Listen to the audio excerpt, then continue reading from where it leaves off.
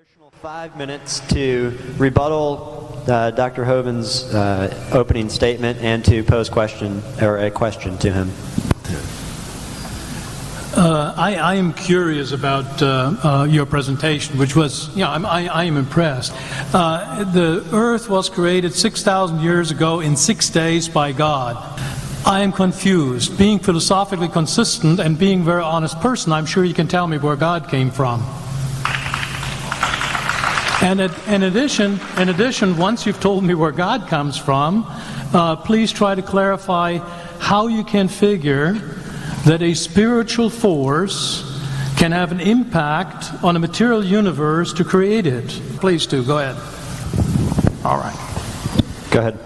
All right, your question, where did God come from, assumes that you're thinking of the wrong, obviously it displays that you're thinking of the wrong God, because the God of the Bible is not affected by time, space, or matter. If he's affected by time, space, or matter, he's not God. Time, space, and matter is what we call a continuum. All of them have to come into existence at the same instant, because if there were matter but no space, where would you put it? If there were matter and space but no time, when would you put it? You cannot have time, space, or matter independently. They have to come into existence simultaneously. The Bible answers that in 10 words. In the beginning, there's time.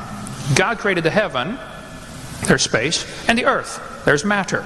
So you have time, space, matter, created a trinity of trinities there. Time is past, present, future. Space has length, width, height. Matter has solid, liquid, gas. You have a trinity of trinities created instantaneously, and the God who created them has to be outside of them. If he's limited by time, he's not God. The guy who created this computer is not in the computer. He's not running around in there changing the numbers on the screen, okay? The God who created this universe is outside of the universe. He's above it, beyond it, in it, through it. He's unaffected by it. So the concept that a spiritual force cannot have any effect on a material body, well then I guess you'd have to explain to me things like emotions and love and hatred and envy and jealousy and rationality. I mean, if your brain is just a random collection of chemicals that formed by chance over billions of years, how on earth can you trust your own reasoning processes and the thoughts that you think? Okay, so your question, where did God come from, is assuming a limited God. And that's your problem. The God that I worship is not limited by time, space, or matter. If I could fit the infinite God in my 3-pound brain, he would not be worth worshiping, that's for certain. So that's the God that I worship. Thank you.